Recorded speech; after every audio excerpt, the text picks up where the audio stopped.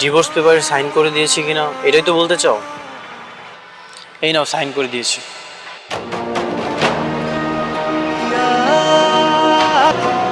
আমি আর কখনোই তোমাকে বিরক্ত করবো না, তোমার সামনে যাব।